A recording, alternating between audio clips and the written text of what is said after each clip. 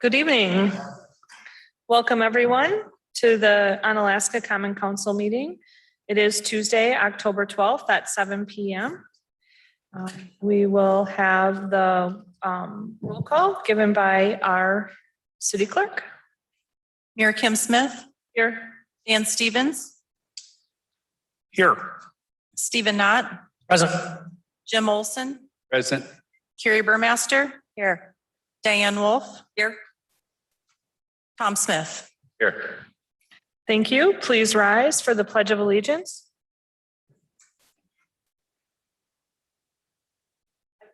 Allegiance to the flag of the United States of America and to the republic for which it stands, one nation, under God, indivisible, with liberty and justice for all.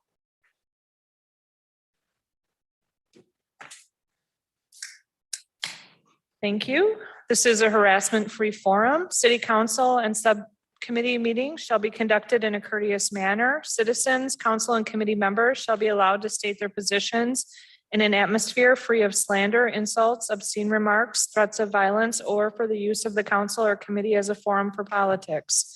Sufficient warnings may be given by the sergeant at arms at any time during the remarks, and in the event that any individual shall violate the rules of decorum heretofore set forth, such person may then be cut off from comment or debate.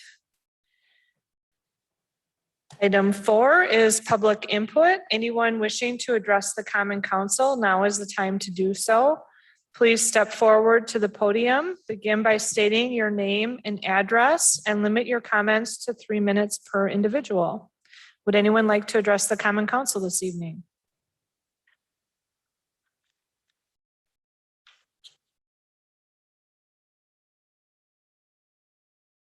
Welcome. Thank you. Good evening. I'm Pastor Park Hutter, and I serve at Onalaska United Methodist Church, 212 4th Avenue North here in Onalaska. And I bring greetings on behalf of the faith community. And just wanted to share the good news. Many of our churches and many of our people participate in the Coulee Region Hunger Walk, which took place last Sunday. And the last I heard, they had raised $17,000 for local food pantries, including the Onalaska Holman Food Basket. So good work, community.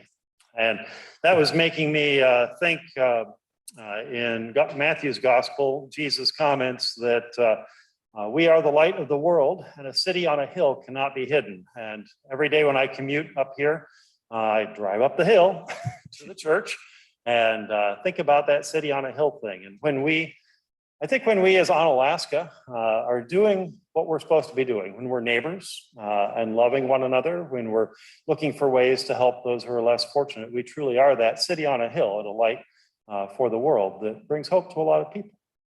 I'd like to offer a short prayer for those who would like to pray. You're welcome to join me. And for those who don't care to pray, this is a good moment for reflection. So, God, we are grateful for the community in which we live, for this area that brings rain and sunshine in measure, summer and winter and springtime and fall. the changing of leaves and the migration of the birds. All of these things remind us that seasons come and seasons go.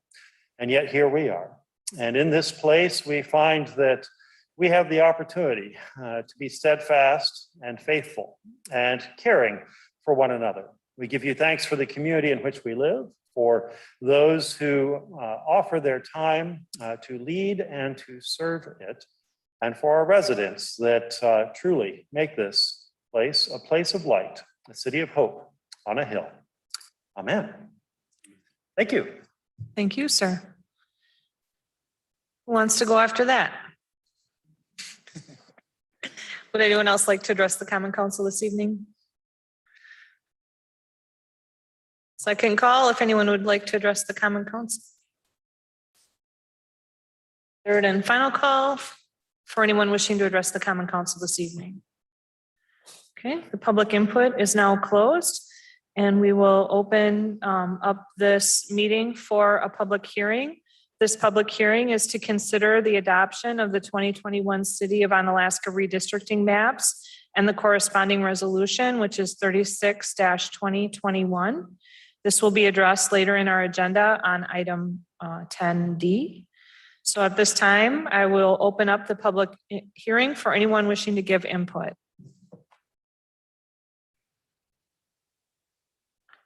Second call for anyone wishing to give input on the redistricting maps.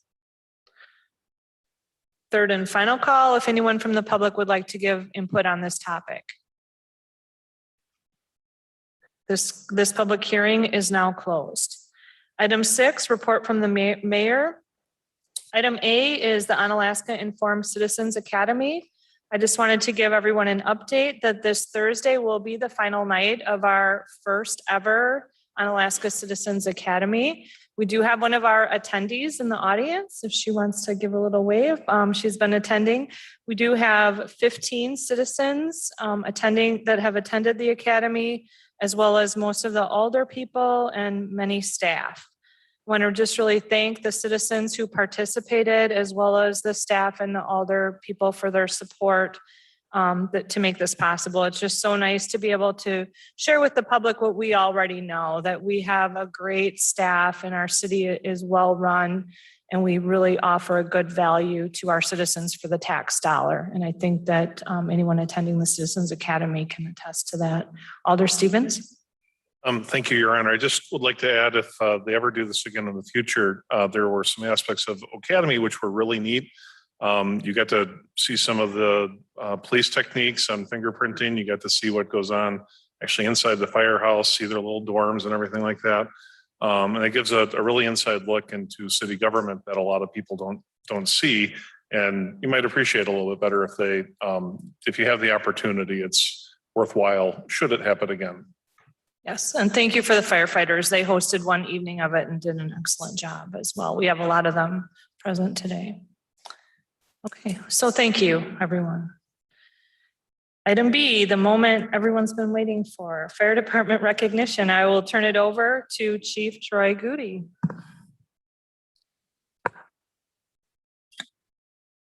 Thank you and good evening. Skylar started his career as a part-time firefighter with the city of Onalaska just over 2 years ago.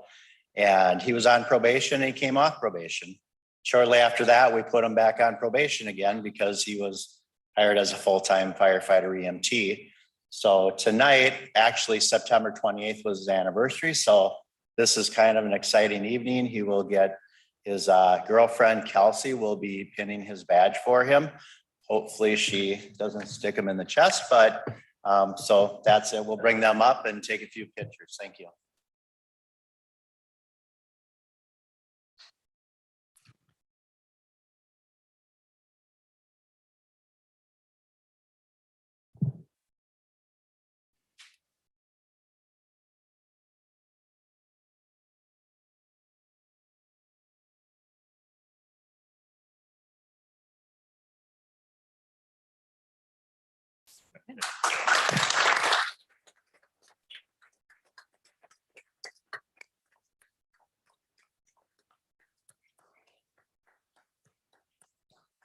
Thank you so much and congratulations.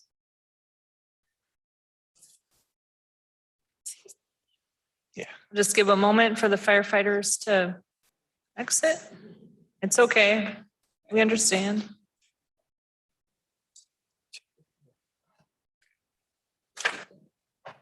That's not all the excitement we have for this evening. Our next item on the agenda, item C, is the presentation of the Public-Private Partnership Award from the Wisconsin Economic Development Association to the City of Onalaska. So I'll turn it over to our partner in this, Marvin Wanderers from 360 Real Estate Solutions. Marvin, take it away. Good evening. So on September 15th, Michelle Wanders and I went to Madison to the Wisconsin Economic Development Association Annual Banquet. It's their awards banquet, and Great River Residences was nominated by LAGCO for Public-Private Partnership of the Year in the state of Wisconsin, which we were a nominee, and there was 3 nominees for that award, or finalists, excuse me, for that award, and we were selected the winner. So great job, City of Onalaska and 360 Real Estate Solutions on a public-private partnership. I would like to highlight that I think, and Eric and I briefly chatted with this on the phone, why this project? The other 2 finalists were great projects,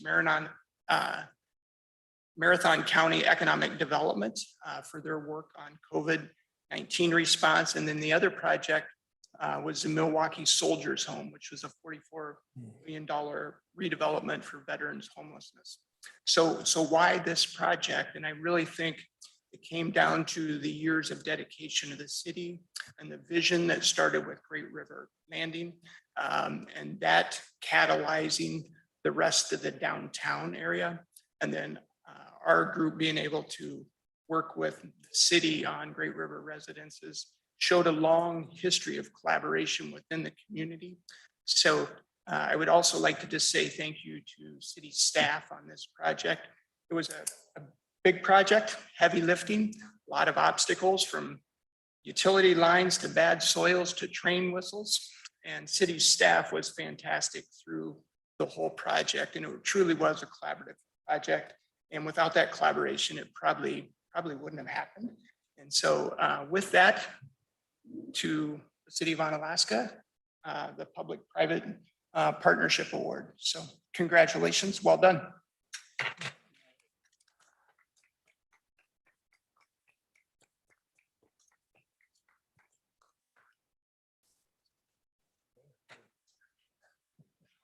Thank you, sir. Thank you. Thank you. Thank you.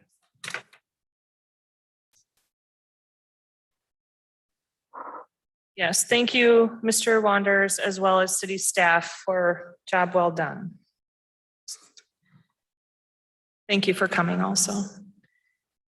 Next up on the agenda, recommendations for approval and or possible action from the following committees, commissions, and boards. All items listed under the consent agenda are considered routine and will be enacted by one motion. There will be no separate discussion of these items unless a council member requests removal, in which event the item will be removed from the consent agenda and considered in the order of business in the non-consent agenda. Are there any items councilors would like removed from the consent agenda?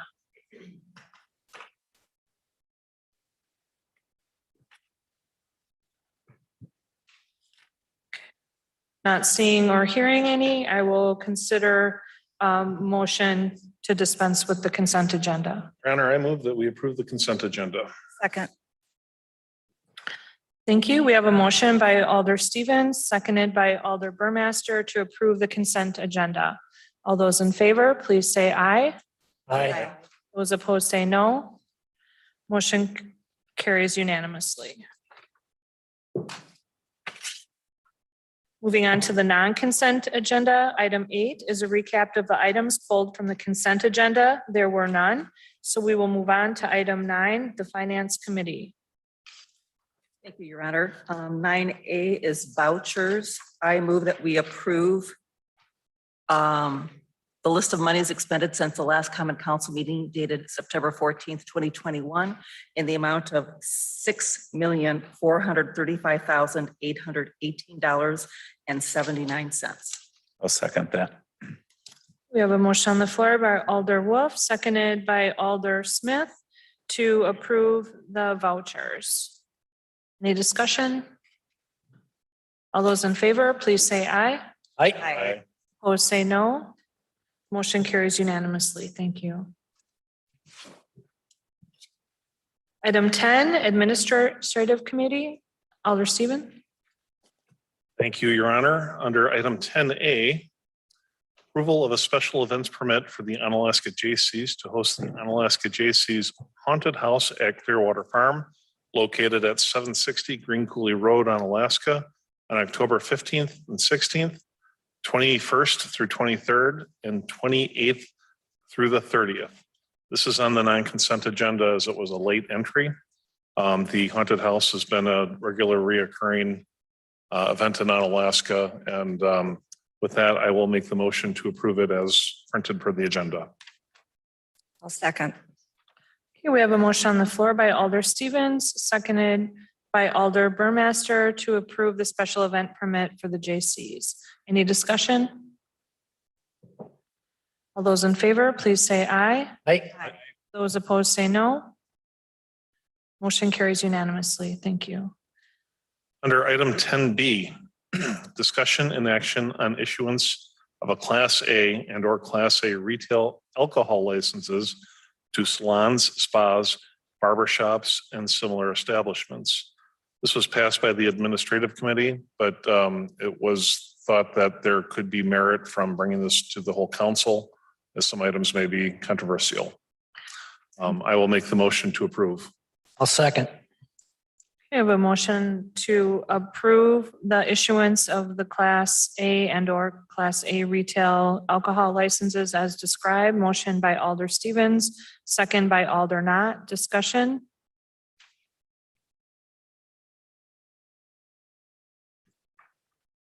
I guess it's not that controversial. The motion on the floor is to approve. All those in favor, please say aye.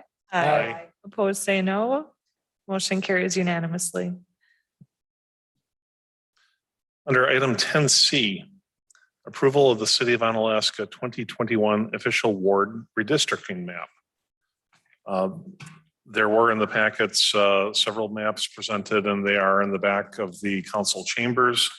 There's an option A, there's an option B, and then there was an option C added. I'm not sure where everybody else is at on this, but I'm going to make the motion that we approve option B. Second. And then I would like to reserve my time. Okay, we have a motion on the floor to approve option B, motion by Alder Stevens, seconded by Alder Olson. Discussion. Alder Stevens. I think it's important to note that the ward redistricting will affect how and where people vote within the city of Onalaska over the next 10 years.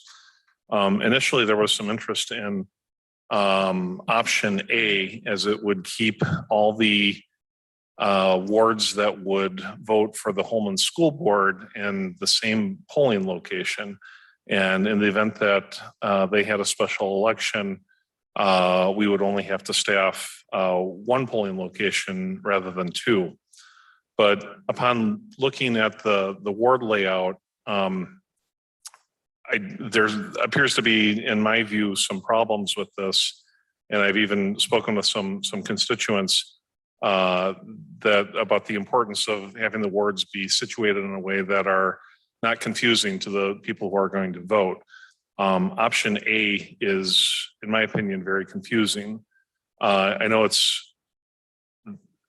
there are difficulties for our GIS specialists that had to make the maps because it has to fit within the county supervisory districts. And frankly, if you look at where up towards Ward 1 is on that option, I don't know how you can't say that that wasn't gerrymandered in a particular way. It's kind of what we would call a balloon on the string. So making wards fit within that is a real challenge. But Katie pulled it off nonetheless. Now, if you look at that, you're going to see that the second district, which is the district that I happen to live in, would now reach all the way to the northern border of the city of Onalaska, and then it goes down and then cuts into an area which is Ward 10, where I live. In the last legislative cycle, the state had changed the statutes to allow for redistricting to take into account where current incumbents live. That to me seems, even though it's legal, it's not necessarily ethical or right. I think a kindergartner could look at the map and look that Ward 10 does not belong in the second district. You would put it in the third district, as 90% of that district or that ward is surrounded by other districts. So I don't think that people should be displaced simply because I happen to live on Jennifer Court.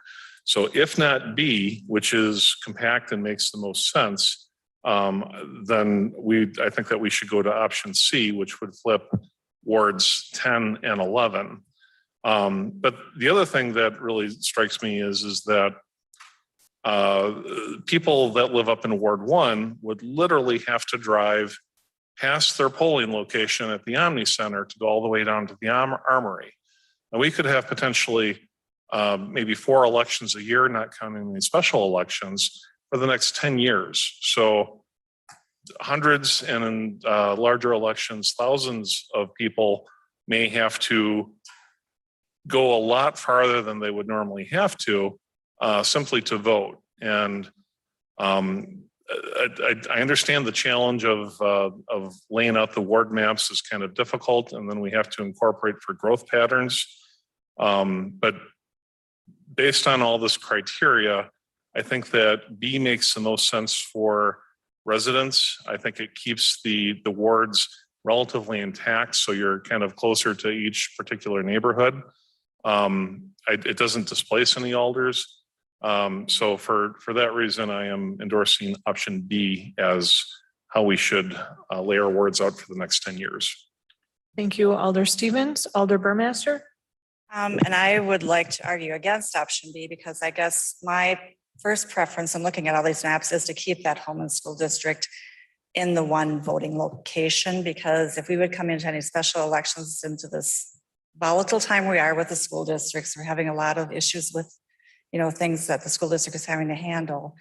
It could cause, more problems there, and it's just more difficult when we have it in more than one district.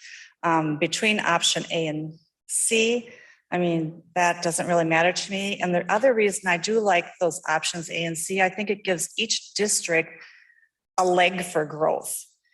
Experience the last 10 years is District 2 has kind of been more landlocked in the middle, and District 1 and District 3 have been growing at a more rapid rate.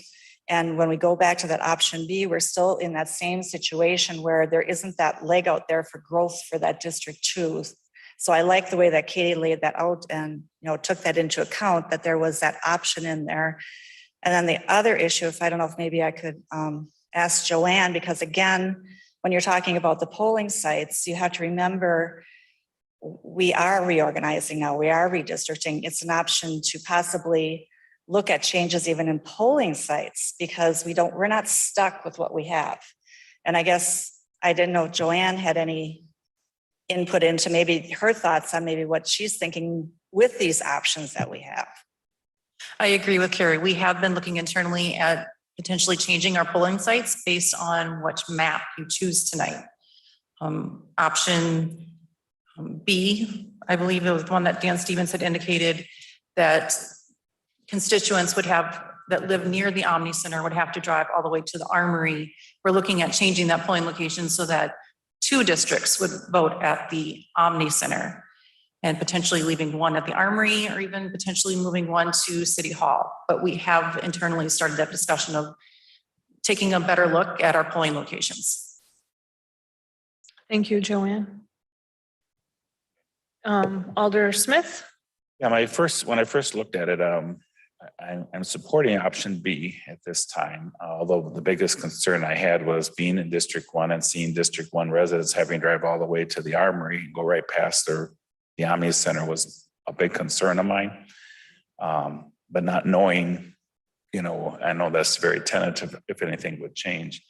I just don't like that. Plus I like B because it's more back to back and consolidated and kind of easier to carve out and say where it is. So with that, I think I'll still support B, although I think it'd be great if we could, look at those polling places because it does not make sense for people to drive right past the Omni Center where they voted for the last 10 years to go to the Armory if they could still vote at the Omni Center. So that's my thought. Okay, Joanne, did you want to comment something? Other than I agree with what Tom is saying, if you chose the map option that had the voters being displaced that's near the Omni Center, we would very strongly look at changing that polling location. We are regardless, but if you chose the map option that has the voters that live next to the Omni Center having to drive to the Armory, Yeah, it would make I would expect you to see a resolution coming forward to be changing our polling locations. Does staff have a preference for the maps? I prefer option B option A or C, because that keeps the Holman School District contained to one district. Beyond that, I don't have a preference really between A or C, but my preference would be A or C for that reason for elections. Thank you. Alder Wolf? Thank you, Your Honor. Well, I have several questions and plus also input. I, at this point in time, am in support of option B for a number of reasons. Some of what Alder Stevens are already expressed and also Alder Smith. When we talk about special elections, I heard someone say special elections. I believe Holman's, we've only had one maybe in the last 20 years. Correct. I guess I'm not willing to look at what may happen in the future because I don't know what's going to happen in the future. And I don't think I want to base my vote on what could happen when it's something totally out of my control. I also know how slow city government, municipal government moves. So not being privy to any conversations that city staff has had to date about the possibility of moving polling positions and such, I don't know how soon that's going to happen. So We would need to put that in place probably in December. So if we were depending on the map choice and we'll reevaluate the need to change polling locations, we would be doing that as soon as December. So it would be in place for the 2022 elections. so a few questions I have for whoever can answer them. Whatever gets approved, if we do approve something this evening, when will this map actually, what is the date that this map will go into effect? So this is our tentative maps that goes to the county, and then the county will do their process where the final maps are approved. Then it goes on to the state level. Next month, we'll be having an ordinance where we're approving our districts based on the map that we choose tonight. So do we think, from what I understand, if I remember correctly, is it like December? And because I know I have your sheet here that shows the date. Is it December 1st that everything's supposed to be in place, that when people who are up for re-election or run for election next year, they know who or where they will be polling for which district or municipality or whatever by December 1st? That is correct. So as it relates to like the La Crosse County land record site where so many people, when a lot of times, people are saying, well, what district do I live in? If I'm at home and I don't have my map to look at, a lot of times I look that up. Do we know when that's going to be like updated, or that's tied like to their tax bills? So we don't know when that's going to happen. I don't have that information, no. So that ties into my question then. How are we going to notify voters? And who makes that decision? Is it going to be a staff decision? Is it going to be a council decision? Is it going to be a policy decision? I'd like to know what might have happened in 2010. How were they notified then? And what are we looking at? Are we looking at notifying only voters or households? So we've started the discussion of having a flyer included with your tax bills, also with your water bills that will go out in January, contacting the media to do different press releases as far as that's concerned. We'll look into the cost of doing a mailing to each individual voter, but I'm not sure if that's the most cost efficient way to notify everyone. That would be a very expensive mailing. Well, I guess being an elected official and sitting here, I think I don't know how much responsibility, it's my personal responsibility and how much is the city's responsibility to inform people. I mean, if we're making these changes, whose responsibility, I guess that's a good question for us, all of us to have. Whose responsibility is it to inform voters that their polling place has changed? Or does that responsibility fall upon the voter? Or is it I would encourage all of you to have the voters contact City Hall. We can direct them to a website called My Vote Wisconsin. And you just simply put in your address and it tells you where your polling location is. That's the simplest way. If they don't have a computer, we can look that up for them and tell them within seconds. I personally am going to advocate very strongly that we consider a flyer that goes to every parcel in the city of Onalaska. And I'm certainly open to discussion, but I think that we need to, I don't remember this being such a big deal in 2010, because I don't remember it changing that much. I don't know, but this could be a big change, potentially. So that's all I have right now. But I will be supporting B this evening. Thank you. Thank you. Alder Knott? Yes, so although the school district concerns are certainly a concern, they're not the only concerns. And I have quite a few issues with option A personally. I think it's just very confusing to myself and certainly up until about 5 minutes ago, I was not real invested in either B or C, but was leaning towards B, but I think my mind has been changed after hearing input from our current city clerk and then also some of the same issues and reinforced by Alder Burmaster, who had served many years admirably as city clerk as well. And I think it would be unwise to ignore two different city clerks, since really this is going to have the biggest effect on that part of the office of the staff. So I think I'm supporting option C at this time, although I am not really opposed to B, I guess, ultimately either. So, but I think option C looks to be the best. So. Thank you. Any other people with input? Any elders? Okay, so the motion on the floor right now is to approve option B for the redistricting map for our community. I think we're done with discussion. So all those in favor, please say aye. For roll Okay. call, please. Clerk, could you please conduct a roll call vote? Yes. Thank you. Jim Olson, Aye. Carrie Burmaster, No. Diane Wolf, Aye. Dan Stevens, Aye. Tom Smith, Okay, aye. Stephen Knott. No. Okay, the motion passes 4-2. Thank you, everyone, for your input. May I add one quick thing? Sure. I just want to thank Caitlin. I know that you had quite a project in front of you.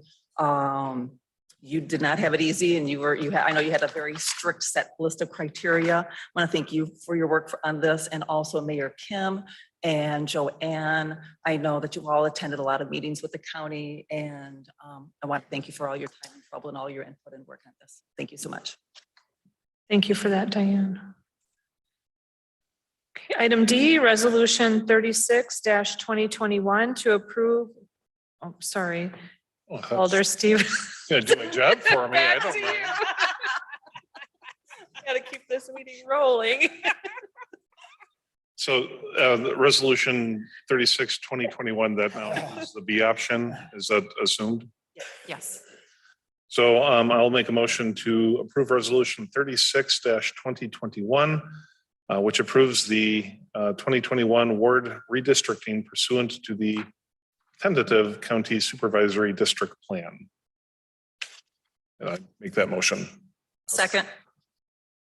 Okay, motion on the floor by Alder Stevens, seconded by Alder Wolf. Any discussion? That's roll call, right? Is it a resolution? Sure. We'll do roll call. Dan Stevens, Aye. Stephen Knott, Aye. Jim Olson. Aye. Tom Smith, Aye. Diane Wolf. Aye. Carrie Burmaster. Aye. Motion carries unanimously. Thank you. And thank you all again. Item 11, Board of Public Works, Alder Knott. This is an update on leaf vacuum service. I'm going to turn it over to Jared so that he can inform you of where we're at on that. Thank you, Alder Knott. I just want to update everyone on the leaf vacuum service. We did start it Thursday, 10/7. They have completed one pass through the city. This first pass, they try and work out all the bugs, get going through the city. So they will continue on until the Friday before Thanksgiving. So even though we have a slow start, we always have one pass. It takes 3 weeks. The leaves come down, everybody gets a nice day and they rake out to the curb. One of the other good things that our GIS department does is we do have on our website, we have the leaf icon on the main page. So I'd recommend everyone to click on that icon to see where the leaf vacuuming service is at any point in time. So I just want to give that quick update. Thank you for that, Jared. Appreciate it. Jared. Item 12, report from the city administrator.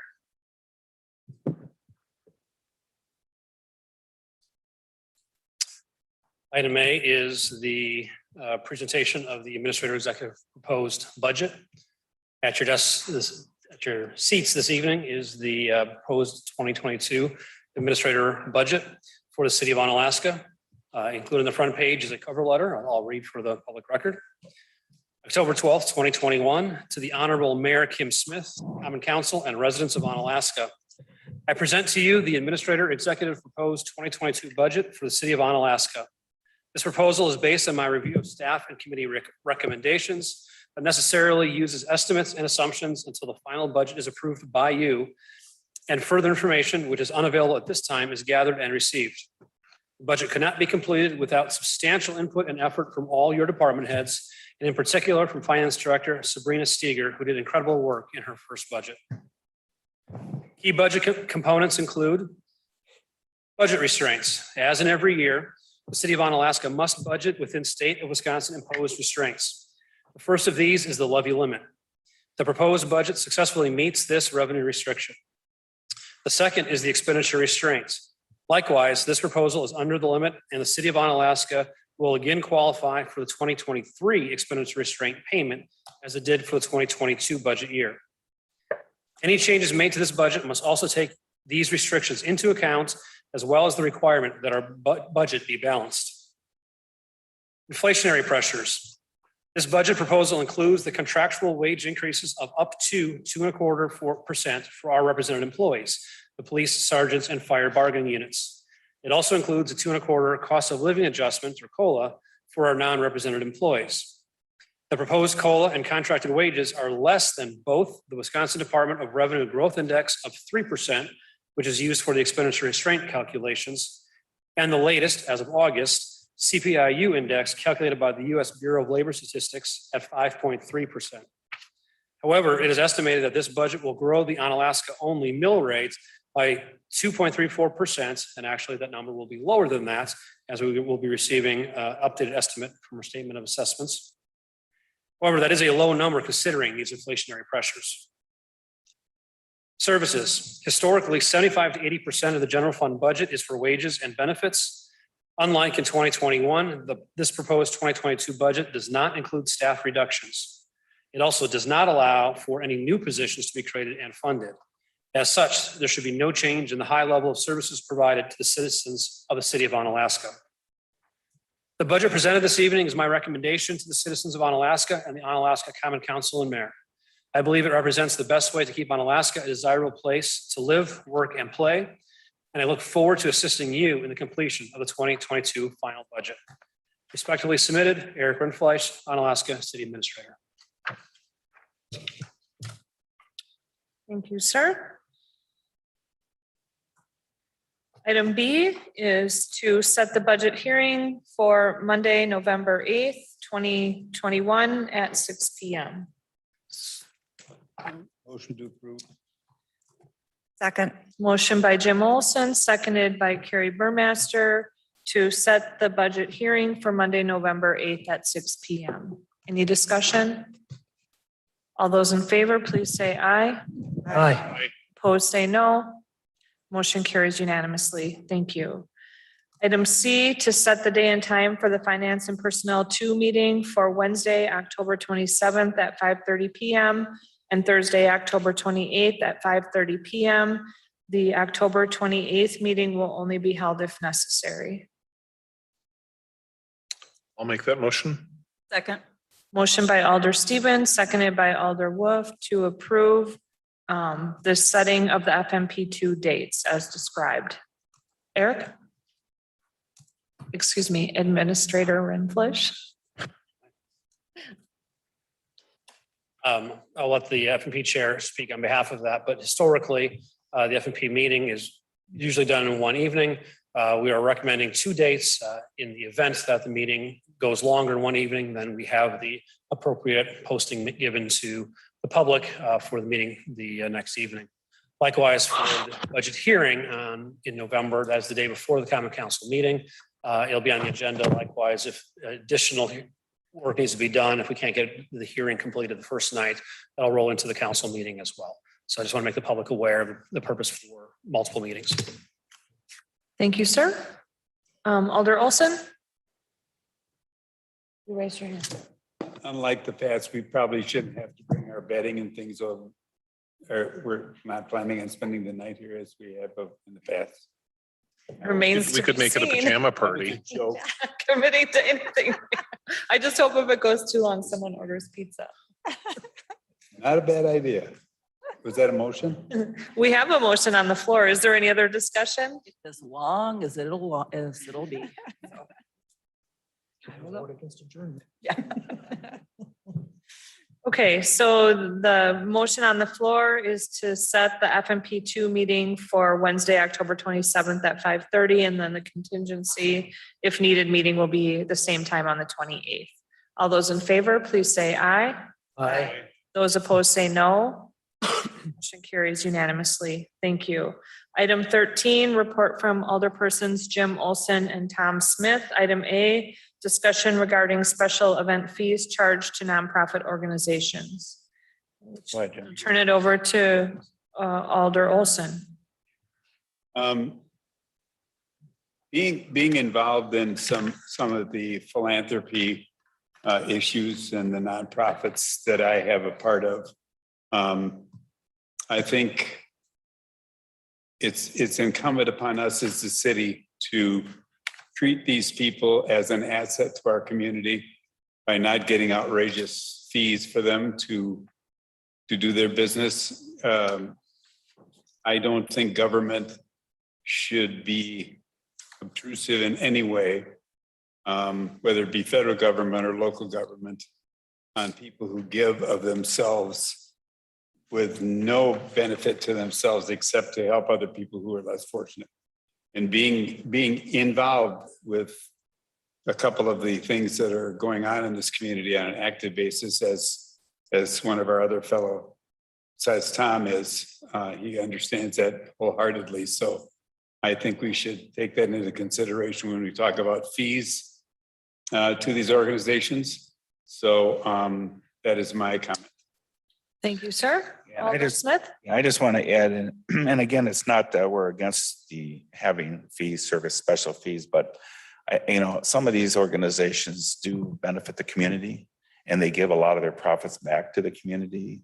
And one of the examples we had is we get some nice donations to the fire department, the police department, with based on some of the proceeds, and to be assessed a fee to have their event.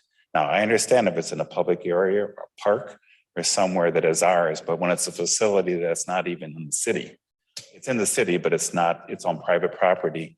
I just think we should look at if there's something we should consider for exceptions for some of these situations, not all of them. Because I mean, there's a lot of nonprofit organizations that raise money for their own events.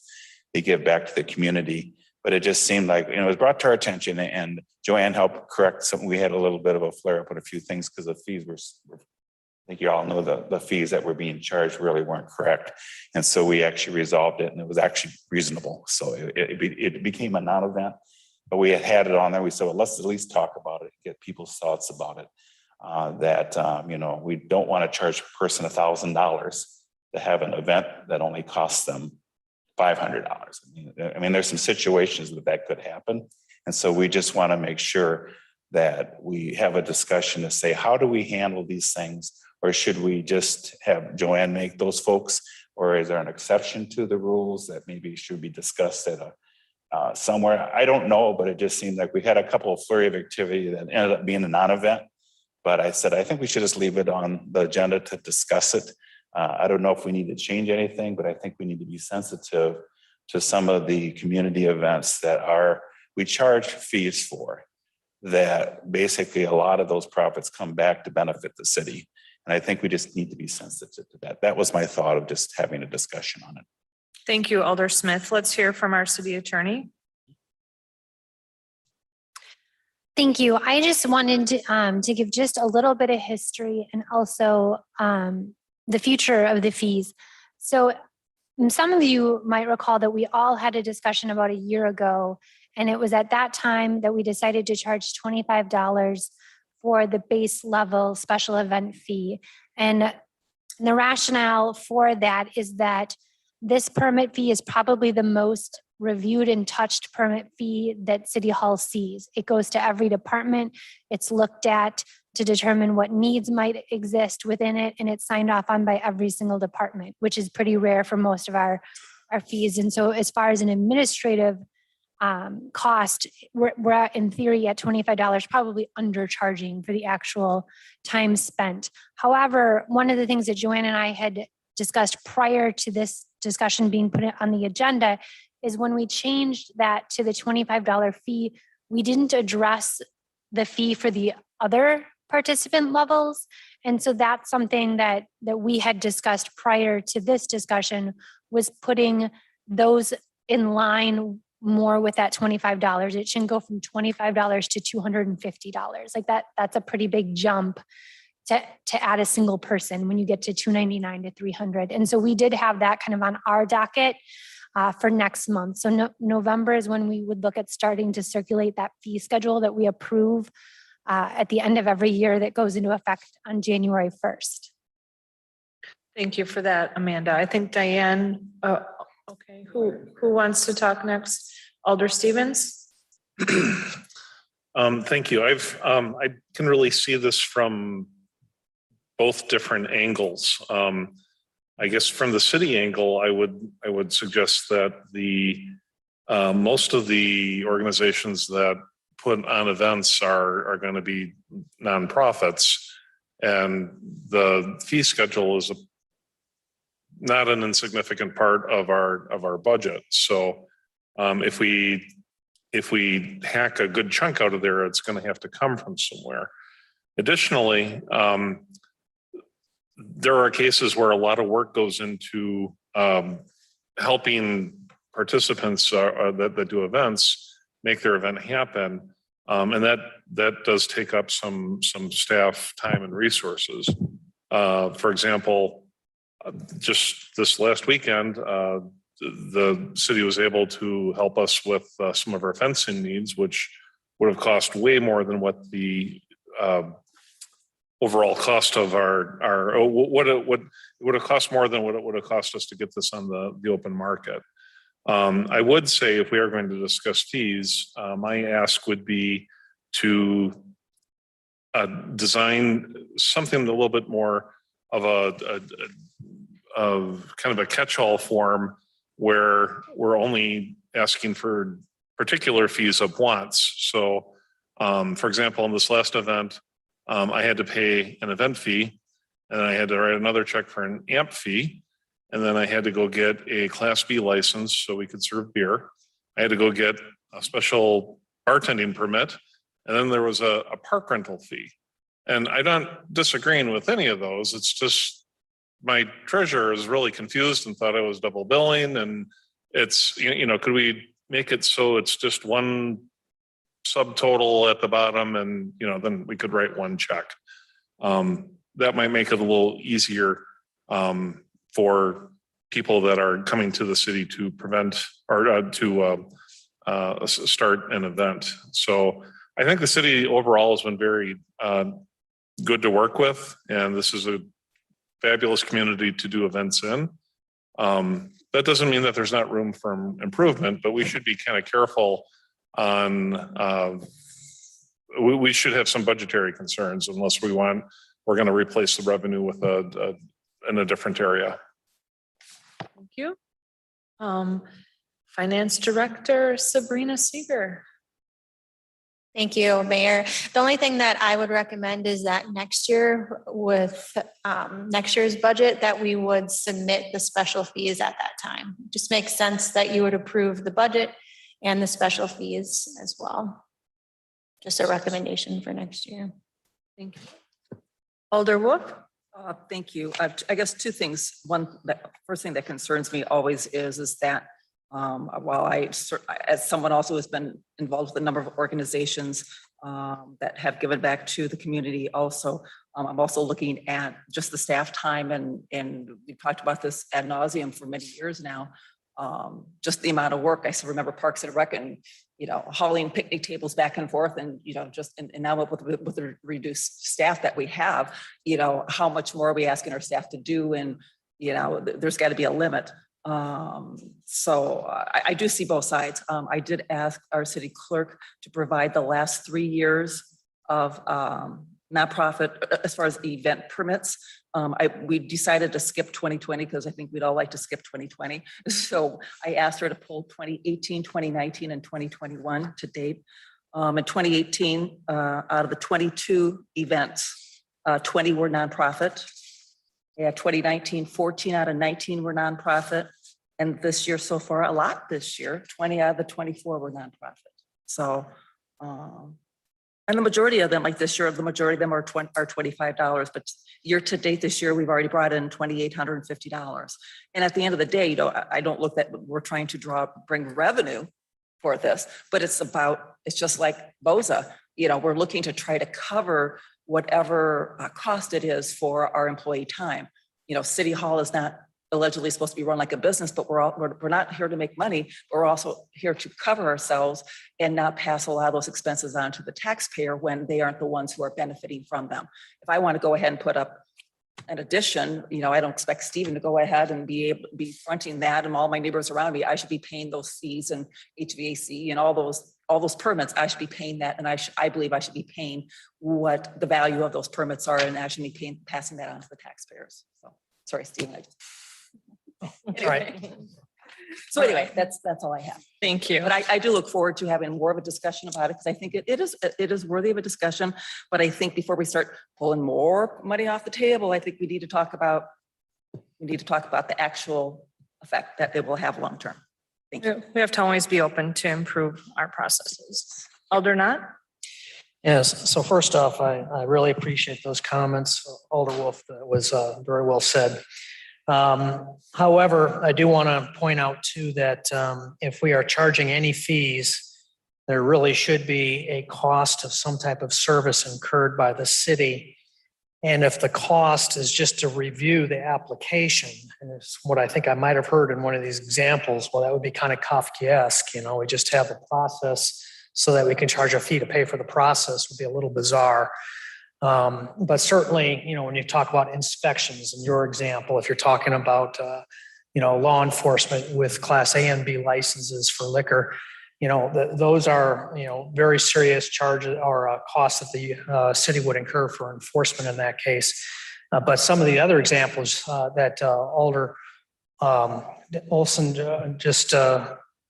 Alder Stevens just brought up, at least face value seem kind of questionable to me on why we would be charging fees for something that, unless I'm missing something, very well might not cost the city anything other than creating a review process in order to pay for the review process. So I do think we should look at these in the future. But I also agree with Sabrina that we should have it coincide with budget. Alder Burmaster? And I do want to say that all those points are valid, and usually when they do have the special event permits, they are reviewed, but it's hard to say what services they need until it goes through every department and they can assess what the event is and what services they need. Like say for a block party, the street department has to drop off barricades, you know, and there's different things that each department has to do for each thing. So I think there is services provided with everything, but it might be different for each event. And that's what I think makes it difficult for them to assess, you know, what should that fee be? Because, you know, we're not really sure exactly, because it could be very different. When it comes to the turkey trot, probably the whole Park and Rec department is there with their staff on Thanksgiving Day in the morning for the turkey trot. You know, so it's very different for each event. And so, you know, it's hard to make something that covers everything just with the flat rate. Thank you for that. City Administrator? Thank you. One of the primary purposes of the application process is exactly as Alder Burmaster pointed out. The city staff doesn't know something exists unless there's a process in place to notify the city staff in place. And really, it's less about city staff being made aware. It is about the impact that a special event may have on the surrounding area, the neighborhoods or the streets or the parks or wherever that special event is being held. I think as well as protecting these special events. And when it comes to alcohol, it's something that we deal with most special events. There's always some question about, you know, is it what they're proposing, is it legal, is it not legal? And often by having the clerk review, we can catch something before someone does something illegal or gets themselves shut down. As it comes to amplified noise, even on someone's private property, if the neighbor calls City Hall and says, hey, did you know that there is this, you know, loud music going on in my neighbors, they're going to call the city, they're going to call city staff, they're going to call you. And without any review process in place, we're saying, no, we're not aware of that. And now we're sending somebody out after the fact to try to mediate a problem. So I'm an advocate of the process. It's a bit of a pain at times, but we catch so much as we review, as every department reviews every application. But it's not to be a thorn in anyone's side. It is to protect both the applicant who has a special event and all those impacted around that special event, so we can review that and see that. It's not our job to say no. My phrase is that find ways to yes. And that's often what we do with the alcohol process here. In my 4 years here, we've gotten, you know, I won't say creative. We haven't gotten creative. We've seen all kinds of creative requests when it comes to alcohol that we've had to respond to and really kind of save some people from themselves and from getting, you know, like I said, shut down or fined, even, you know, by the state. So I'm an advocate of the process. I do understand it's a bit of pain. And again, for $25 special event fee, I don't think that for the most of the events, we're asking too much for that protection that we provide both the neighbors and that residents. As for the one-stop shopping, Alder Stevens, I could not agree more. It's something that we've had discussions about how we can implement such a thing where you're doing one application. You know, we looked at document management systems, various forms in my time. I think ultimately, though, the biggest expense we're going to have, quite frankly, is the software, the financial software, so that we can have multiple departments that are impacted by that. We can track the funds, we can track the cash donations and apply it appropriately. We're on it. It's something that we'd like to see, but it's part of our request when it comes to financial software, so that we have the tools to do what we should be doing. You know, we're quickly exiting the first quarter of the 21st century, and we're still trying to get into the 21st century. So it's on our horizon, Dan, Alder Stevens, and we appreciate the input. Thank you. Alder Knott. Okay. And then So both comments from Eric and then what I had mentioned earlier, I guess I would still argue, you know, that if an application for an event goes through a review process and there is no service identified necessary from the city that has a cost of the service other than the review process, I think we really need to have a way for that fee to be waived. I think reviewing an application is quite different than having a direct service to the event. But the other question I have is, and it's just out there, I don't know what the answer to this really is, I mean, can we not at the Common Council level make a motion for, on a case-by-case basis, that we waive a fee? And if we were to do that, what would be the legal ramifications for doing so?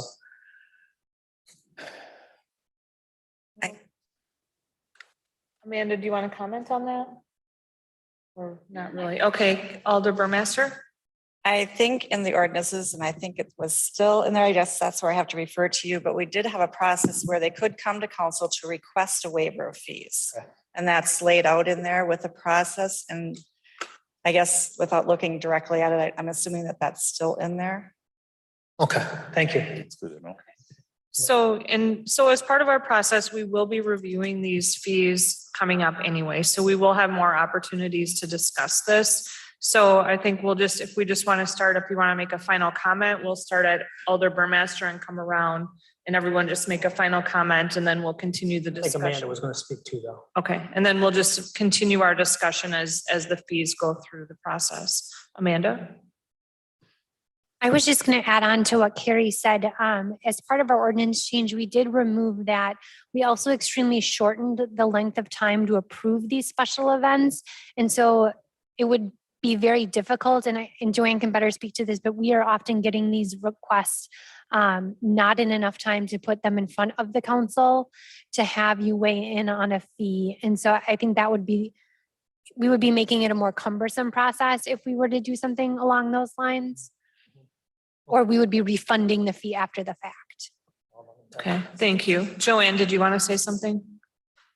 No, we did have a situation happen recently where they needed to postpone their event because they didn't submit to us in time to get to council. So we gave them the option of calling a special common council meeting for $250.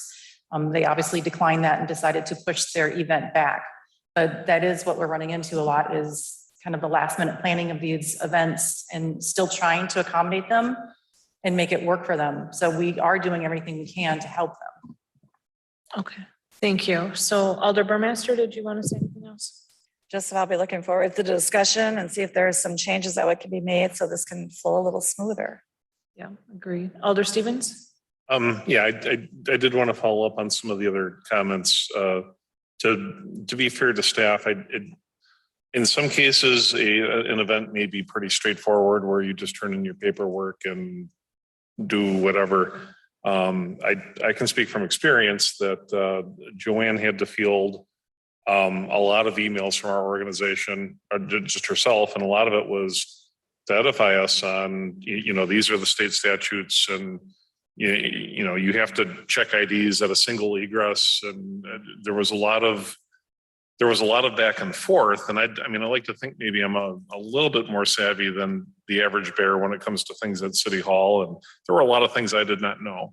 And also Director Wick, it involved whole sit-down meetings with an artistic director in our Onalaska Art Keepers. And if you've ever dealt with artistic directors, that can be an event and it takes time. So it is, in some cases at least, there's a little bit more than just, a review and a stamp of papers. So now from the other flip of the coin, it's a nonprofit. You're trying to do something for the community. And, we should try to make that as easy as possible. They're doing fundraisers. What's the city's responsibility to help that along? That's something that we should flesh out in discussion. And then the final note is, for any of us that sits on any boards, I'm not sure if that's something we can vote on. I guess I'd look for a ruling from the city attorney. Otherwise, several of us may have to abstain. Thank you, sir. Alder Olson, did you want to add anything? Yeah, the only thing that I can say in the 23 years that I have served the citizens of the first ward in this city, that the perception of Onalaska, in my mind, is why we're successful, is the tremendous religious community we have here, which is very exceptional. Lots of other things that go along with honesty and integrity and customer service. But I don't think we should ever lose the reason that why we are respected. And so if we keep those values straight, we'll still be the shining star to these people, as I think this city has always been. So I hope we continue to do that. So City on the Hill, as it was stated earlier today.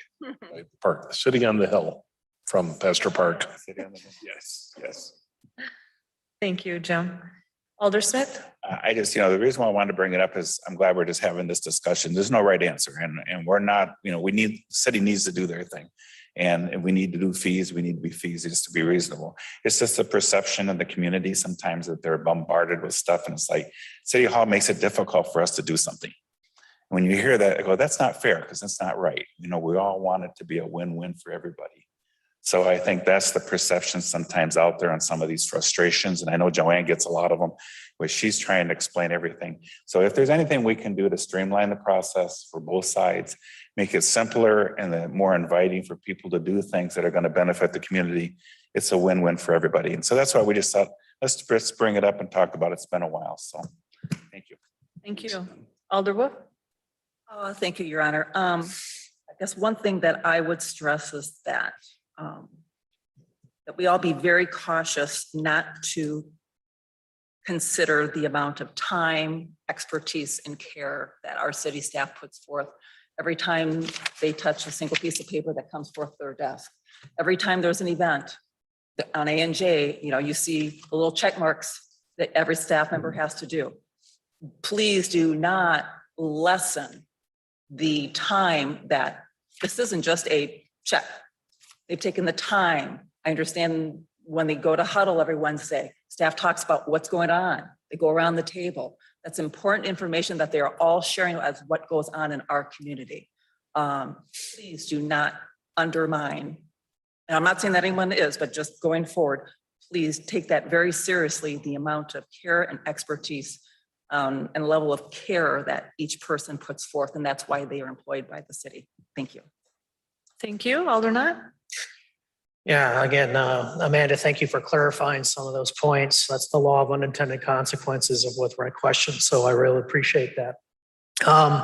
Yeah, I look forward to review. I think it's a good conversation we should have. Thank you. So are we all good? Everyone's good? All right, thank you for the discussion.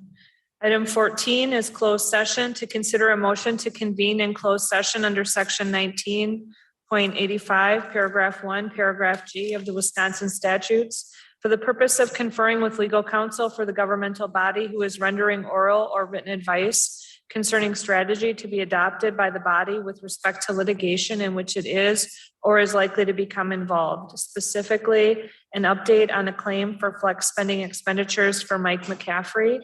If any action is required in open session as a result of the closed session, the council will reconvene in open session to take the necessary action and or continue on with the printed agenda. Do I have a motion?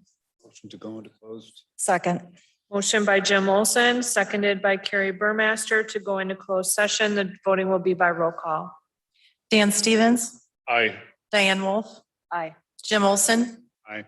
Carrie Burmaster, Aye. Stephen Knott, Aye. Tom Smith. Aye. The vote was unanimous. We are in closed session and the time is 8:06.